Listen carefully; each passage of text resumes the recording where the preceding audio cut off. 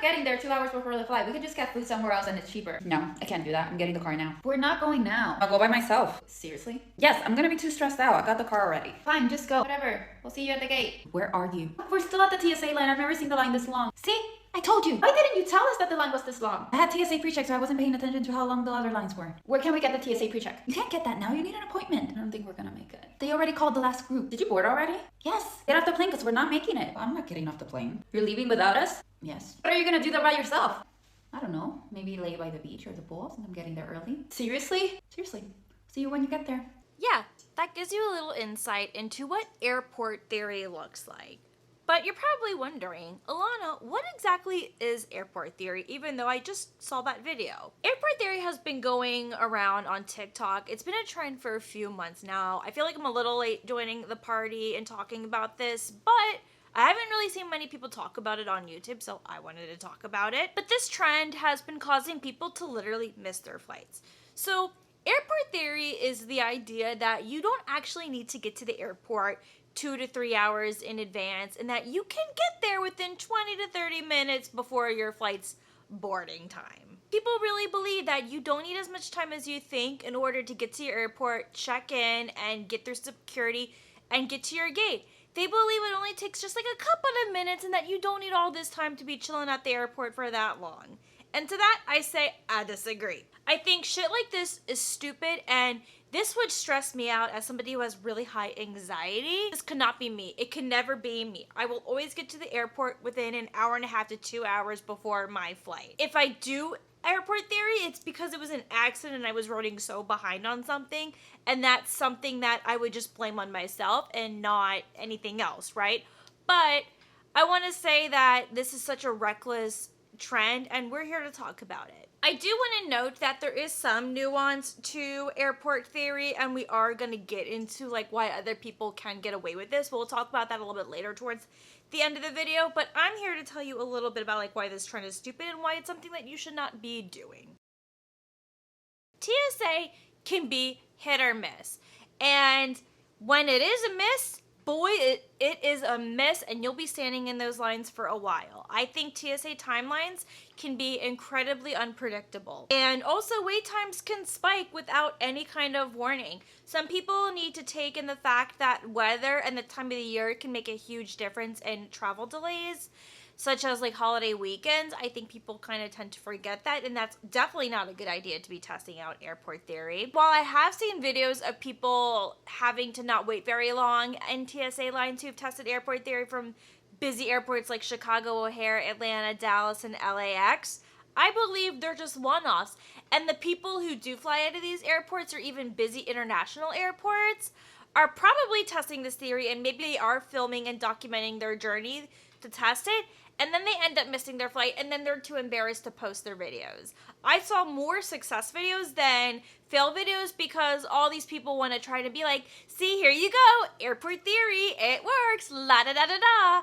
And I'm thinking, cool, you're still not proving anything when the general population is still most likely going to miss their flight. Also, let's talk about checked bags. If you weren't aware by now, checked bags require you to be at the airport at a certain time, otherwise they have a cutoff time. I know most airlines will not take checked bags within like 30 to 45 minutes before a flight departure, and I think that's a huge risk. If you see somebody who is making an airport theory video and they're like, oh, I checked my bag with 20 minutes to spare, they're fucking lying to you.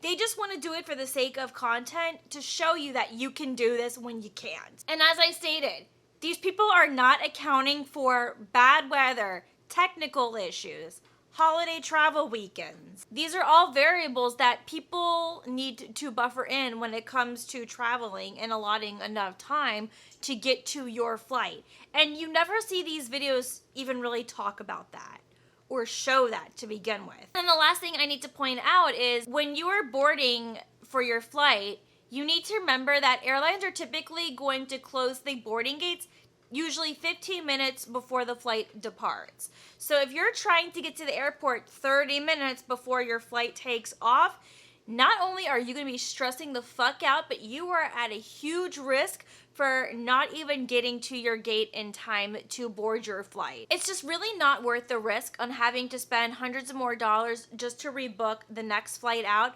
or even getting on standby, because even standby isn't a guarantee that you'll even get on that flight, assuming that the flight is full, and then you're going to be waiting and waiting, and then you're stuck. It's a gamble. It's not worth it. People need to understand that there are consequences when you miss your flight, and sometimes it's not always going to be free if you're lucky to get on standby. That's just not the reality. So let's talk about, why do some people end up getting away with airport theory, and why does it work for them? I think airport theory can work if you live maybe like 5 minutes away from your airport and you have TSA pre-check or clear or something like that, and you don't have any bags to check and you're only bringing on carry-on luggage. I think that's why some people can get away with it. I do understand that there can be some nuance to this. I do.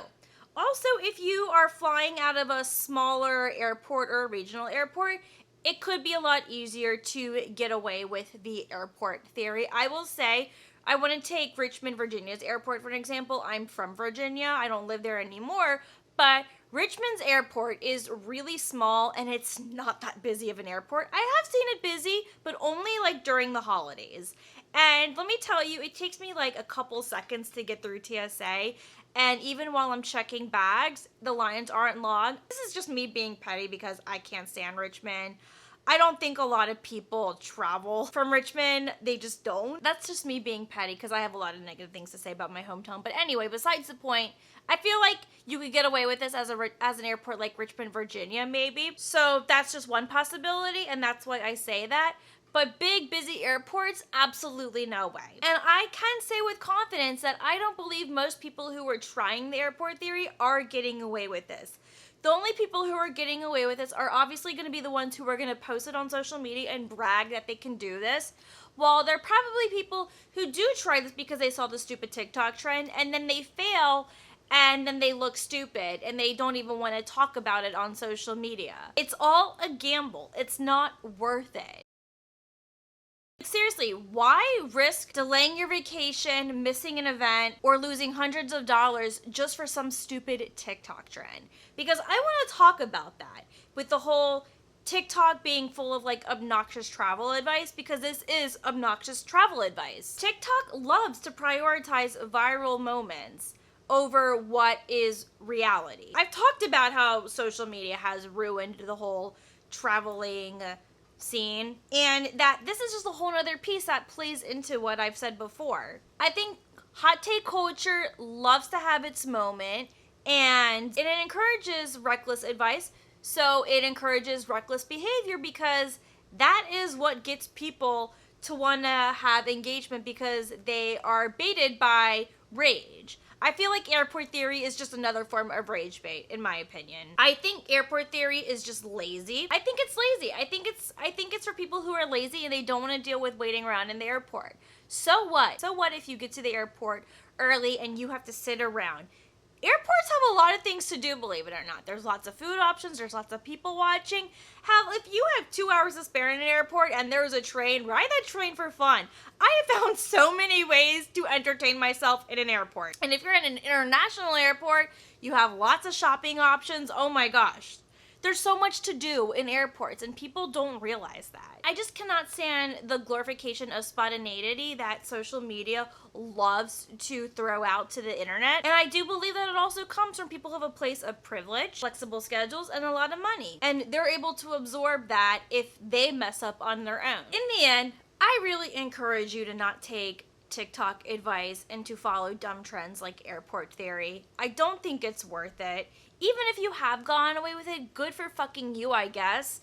But this isn't going to be the reality for most people. There are real life consequences that can happen when you miss your flight, and Overall, I think airport theory is really irresponsible, and I said what I said. I don't think it's uncool to get there early. I think it's smart, actually, and it's gonna reduce a lot of stress and anxiety. So I'd love to hear from you in the comments. Have you heard of airport theory before? Have you tried this trend? Did it work for you? Did it not work for you? Let me know in the comments down below. And if you liked this video and it prevented you from wanting to try this trend, do make sure you give it a thumbs up, and I'll see you in my next video. Bye!